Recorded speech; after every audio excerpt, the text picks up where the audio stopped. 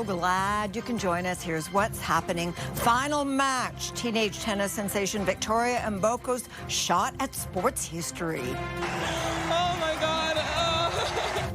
How she's defying the odds, win or lose, and serving notice to the competition. He's probably the most disliked politician in the world. Taking stock of the global impact of Donald Trump's new reciprocal tariffs. Absolutely no regard for public safety. Plus investigating the hail of bullets at a Bollywood star's Canadian cafe.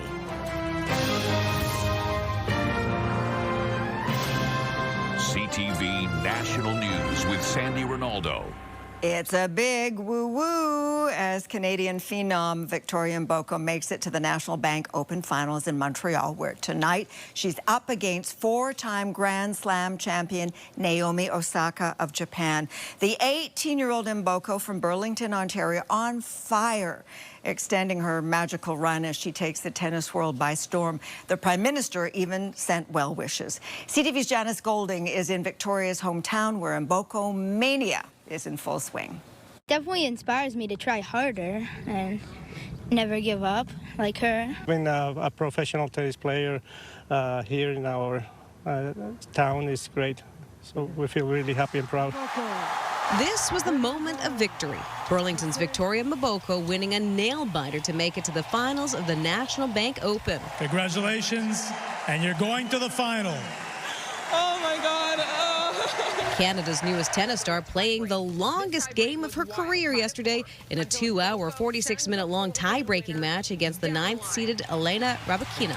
This is one of the greatest moments for tennis in Canada, rivaling 2019 when Bianca won our tournament in Toronto. I've been saying it for a long time now. She's a future #1. A thrilling semifinal match many called must-see TV, especially given Mboko had to overcome a first-set loss and an injured wrist. She was down match point against Elena Rybakina last night and rallied to win in that tiebreak. It was an absolutely incredible match. We saw her, fall on her wrist early in the third set, and I think probably at that time a lot of people thought maybe this is the end, but her resilience under pressure has been phenomenal. Mboko herself seemed surprised by the victory. Unfortunately, I fell, but I had everyone supporting me and pushing me through.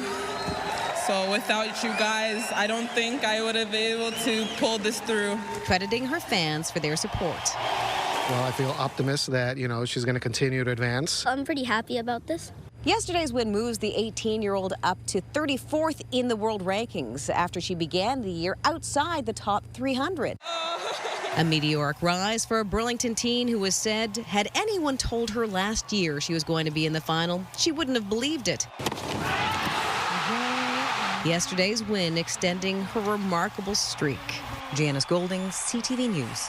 All right, let's bring in TSN's Mark Masters, who is in Montreal covering the National Bank Open. Hi, Mark. Certainly a lot of excitement over this Canadian tennis gem. Now, we know she was in the top 300 when she entered the competition. She's definitely moved up in the ranks. So how did she do it?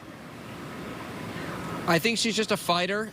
Clearly, she has all the tools to be a complete player. I was talking to Sylvain Bruneau, who coached Bianca Andreescu to the Toronto title, the U.S. Open title in 2019, and he said she's got the game of the future. She can attack, she can defend, and mentally she's so strong. We saw it throughout the tournament, never more so evident than in the semifinal, where she was able to come back after losing the first set 6-1 and then win it in a tiebreaker in the third set, harnessing the emotion in this building with all these fans behind her. So impressive. She is the complete package, and that's why she is just surging up the rankings. Yeah, and she did it yesterday, Mark, after she injured her right hand. Now, we know it didn't stop her from advancing to the finals. So you have to wonder what kind of pressure is on the 18-year-old today and how she's handling it. Well, she's still the underdog, so I think that will allow her to swing a little bit more freely, as she's been able to do, as she's taken down 3 Grand Slam champions en route to this point. But there is something different when you're in a final. It does feel different. Players will say that. The trophy's on the line. There is a little added pressure there. We haven't seen her age catch up to her at any point in this tournament. It'll be intriguing to see how she handles that in this match and if she can hold her nerve against a 4-time Grand Slam champion on the other side of the net, a player she grew up idolizing in Naomi Osaka. Yeah, for sure. Okay, thanks again, TSN's Mark Masters. Well, Donald Trump is bragging today about the billions of dollars a month that will flow into U.S. coffers as more than 60 countries feel the pain of today's latest round of reciprocal tariffs. We are already seeing backlash in the U.S. and elsewhere, with countries pushing back and moving away from trade with the states.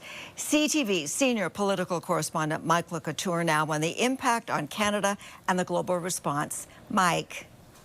Well, Sandy, as world leaders attempt to adjust to a trade war with the U.S., the Prime Minister says the lines of communication remain open.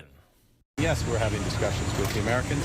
Prime Minister Carney wouldn't say when he'll next speak to U.S. President Donald Trump, but Ontario's Premier didn't mince words when asked about how Canadians see the American leader. He's probably the most disliked politician in the world in Canada. In an interview on CNN, Doug Ford tried to explain to Americans that these tariffs are hurting them. When you see 37,000 Americans have lost their jobs, that can't pay the rent or can't pay a mortgage, put food on their table, and this is just going to grow even more. A new report from Yale University shows the current tariffs will hit American consumers. We're expecting an adjustment of about over $2,000 to, their real household income and sort of purchasing power. The impact could be felt in back-to-school shopping, as the tariffs will make shoes 40% more expensive, and the price of other clothes will rise by 38% because of import duties. Meantime, the impact on Canada's economy is being measured by the Royal Bank. In June, 92% of Canadian exports crossed into the U.S. duty-free because they are covered under the current trade agreement, leaving 8% subject to punishing tariffs. That portion of trade is unfortunately facing an average tariff rate of 30%. Still, the overall impact on the Canadian economy is relatively small at this point, but sectors like steel and aluminum continue to suffer. While campaigning ahead of his by-election in Alberta, Pierre Poilievre criticized Carney's handling of the trade talks. He's been bending over backwards for the president and so far has gotten nothing in return. Prime Minister Carney continues to say he will speak to the U.S. president when it makes sense, but there is no clear indication of exactly when that could be. Right. Sandy? Okay, Mike, thank you. And citing Donald Trump's tariffs, auto giant Toyota is predicting a huge hit to profits, the biggest the industry has seen. The Japanese automaker expects a loss of nearly $14 billion on cars imported into the U.S. Toyota also cut its expected full-year operating profit by 16%. Industry rival GM projects a tariff loss of $5 to $7 billion, while Ford expects a $4 billion hit. Now, Donald Trump is also hoping that a key summit with the leader of Russia will provide a winning outcome for Ukraine. The Kremlin confirming the two presidents will meet to talk about a potential ceasefire, even peace, and that a location for the talks has been determined. CTV's Washington Bureau Chief Joy Malbon is all over this. Okay, Joy, will this face-to-face really happen? Will they or won't they, Sandy? The Kremlin says a summit between President Donald Trump and Vladimir Putin has been agreed to in principle, and that it could happen as early as next week. Putin even floated a location, the United Arab Emirates. But here's the catch. The Kremlin dismissed Washington's request to include Ukraine's President Zelensky, a trilateral summit. Trump said Friday as a deadline for a ceasefire, or he says he'll slap crippling new sanctions on Moscow. He was asked if that threat still stands. It's going to be up to him. We're going to see what he has to say. It's going to be up to him. Very disappointed, yeah. President Trump said excluding President Zelensky from a possible summit isn't a deal breaker for him. But lately, President Trump has grown frustrated with Putin as peace talks have gone nowhere. He says that Putin is just stringing him along. Here's the president again. I'll do whatever I can to stop the killing. So last month, they lost 14,000 people killed last month. Every week is 4,000 or 5,000 people. So I don't like long waits. I think it's a shame. So it's sounding like an end to this war anytime soon, Sandy, is unlikely. Thank you, Joy, in Washington. Now, thousands living in a northern village in Saskatchewan have been forced to flee, like so many others in various parts of the country, now displaced by hundreds of raging wildfires. Our attention today, again, focused on Newfoundland, where the Armed Forces and Coast Guard will help with evacuation and firefighting efforts. CTV's Garrett Barry is in St. John's today. And Garrett, when should we expect to see federal aid actually on the ground? Sandy, some of those personnel are already stationed here in Newfoundland and Labrador, particularly those with the Coast Guard. So federal help should arrive quickly, just as a new group of evacuees leave their homes today. Based on the current need and capacity, the Canadian Armed Forces will be providing personnel to assist with planning and coordination, personnel to assist ongoing firefighter efforts, with firefighters as needed. There's still lots of jobs to do as multiple wildfires burn out of control in Newfoundland. Today, 2 more communities were evacuated and a third was put on standby in the Conception Bay North area, where the flames just keep spreading. Along with active firefighting and as many as 3 helicopters, the federal response will also include crew rest areas to help the dozens of firefighters who have been working on the fires over the past 5 days.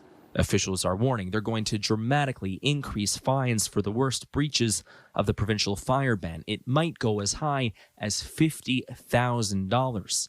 Meanwhile, communities on the south coast of the island fear they may be cut off as a wildfire is threatening the only highway in and out of the area. That's our only link to the rest of the province is through Route 360. So it would affect our ambulance service and people going to Grand Falls for medical appointments, that sort of thing. And you know, our food supply coming over that highway. All of these evacuations are making it harder for the Red Cross to find enough places to put people. Officials say they're now working with Airbnb, who will be offering vouchers to some evacuees in the province. Okay. Sandy. CTV's Garrett Barry. Thank you, Garrett. 2 days after banning people from hiking in the woods, Nova Scotia is taking extra measures to prevent wildfires by prohibiting the use of fireworks, along with special events that use pyrotechnics. Violators would face a $25,000 fine, the same threat to those who venture into the forest. Now, a threat in the skies over southern Manitoba, where there's been extreme weather over the last few days with suspected tornadoes and golf ball-sized hail. Environment Canada is warning residents to take cover if they see anything dangerous on the horizon. CTV's Alex Carpa is close to where some of the weather occurred and spoke to residents. Alex. Sandy, I'm near Dugald, Manitoba, just east of Winnipeg. This is one of the areas that saw a lot of storm activity yesterday evening. As you can see, it's pretty smoky outside right now, but that was not the case just less than 24 hours ago. A violent weather system brought forth high winds, heavy rains, and several reported funnel clouds. Hail the size of golf balls poured down in parts of the province. Heavy rains even flooded some streets in the city of Steinbach, east of Winnipeg.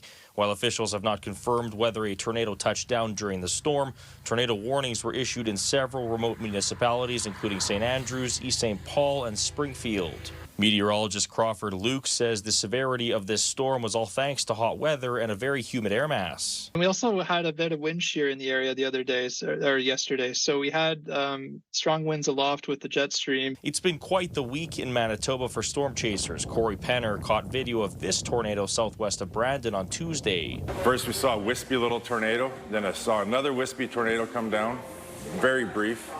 And then we stopped, set up the real camera, and then that's where we got that nice thick tornado. As for tornadic activity right across the country, it's actually been a fairly quiet year with just under 40 confirmed tornadoes compared to last year, which saw 129, the second highest number of tornadoes on record in Canada. Sandy. All right, CTV's Alex Carpa.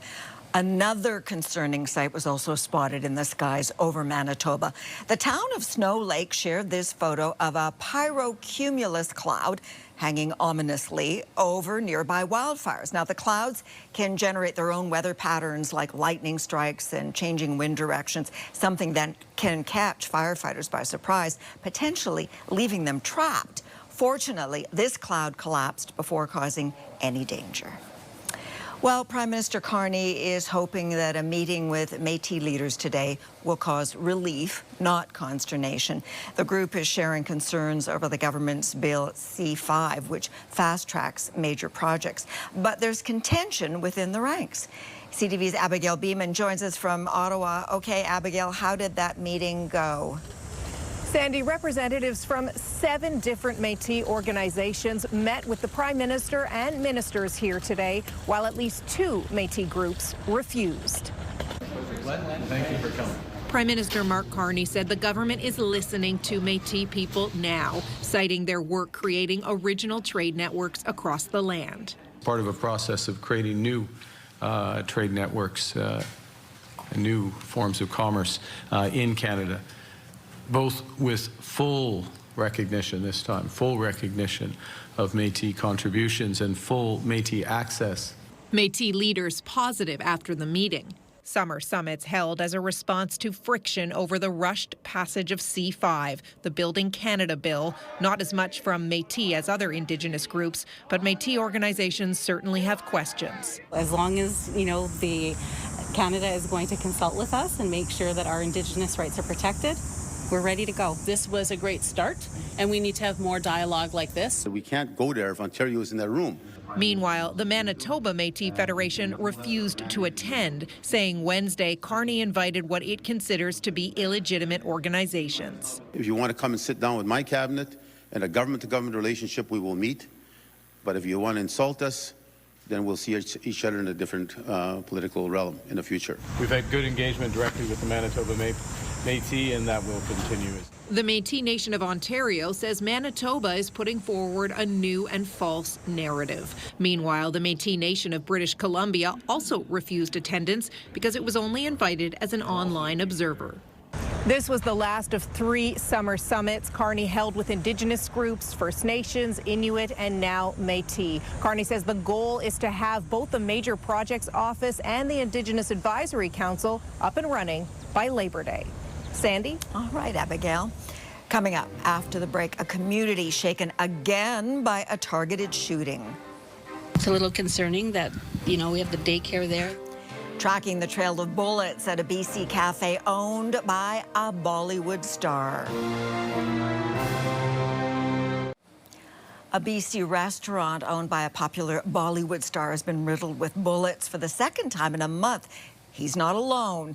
Other South Asian businesses in Surrey have been targeted with extortion threats and gunfire. CTV's BC Bureau Chief Andrew Johnson is following this. And Andrew, what are police saying about this second incident?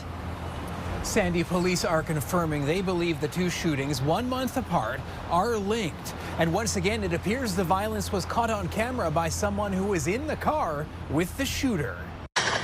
Someone standing outside a vehicle can be heard taking at least 20 shots in this video police confirm is now evidence in their investigation. The target? Cap's Cafe, owned by actor and comedian Kapil Sharma. The same place shot up July 10th. There were staff inside in both cases, but no one was hurt. Neighbors are worried. I know they're doing it early in the morning, but still, you don't know when they're going to do it or why. Close to 20 South Asian businesses in Surrey have been targeted this year alone by extortion attempts. Police haven't ruled that out here. There are people who know who is behind this. We need those people to come forward before someone gets injured or killed. Indian news outlets blamed the July shooting on the Sikh separatist movement, who denied any role to CTV. India-based media claim a member of the Lawrence Bishnoi gang has taken responsibility for today's violence, a group BC's premier wants declared a terrorist organization over alleged ties to extortion and other crimes. This clearly shows that individuals involved in these activities do not fear police. They do not fear being caught. Police haven't made any arrests in either shooting at Kapil Sharma's restaurant, in a community wondering what or who may be targeted next. Sandy. Thank you, Andrew. CTV's Andrew Johnson. Still ahead, from man of steel to ICE agent. Help secure the safety of all Americans. Why a former TV Superman is on a recruiting mission.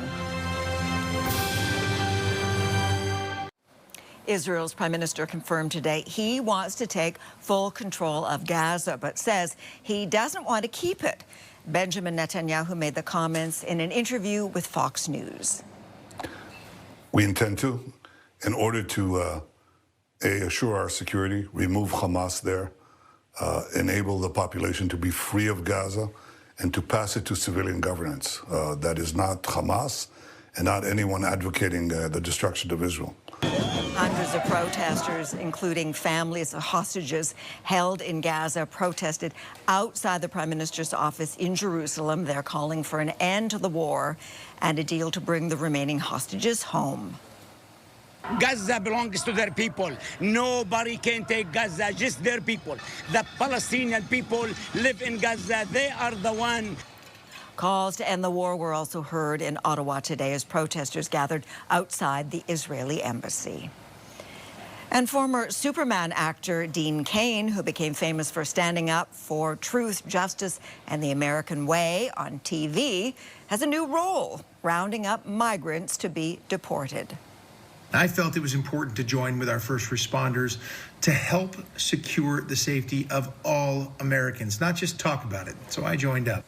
Cain has encouraged members of the public to join in following a recruitment drive by the U.S. Immigration and Customs Enforcement Agency known as ICE. He says he'll be sworn in as an ICE agent as soon as possible. Cain played the Man of Steel in the mid-90s on the TV series Lois and Clark, The New Adventures of Superman. After the break, hometown hoop dreams, the key to celebrating Canada's NBA superstar. It is Shay Day in Hamilton, Ontario. The city is honoring their NBA champion hometown hero. It is Shay Alexander! SGA! SGA! So you guys can only imagine how overwhelmed with joy I was when I found out I was getting a key to the city I love.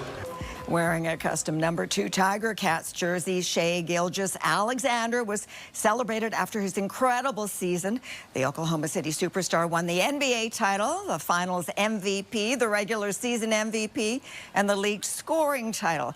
The event was held at Hamilton Stadium to allow fans to show their appreciation and pride, and where SGA was presented a key to the city. He'll also have a street named after him.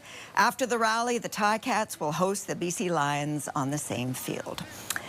We want to thank you for sharing your time with us this Thursday. I'm Sandy Ronaldo. Your local CTV News is coming up. Be well. Take care. Bye-bye.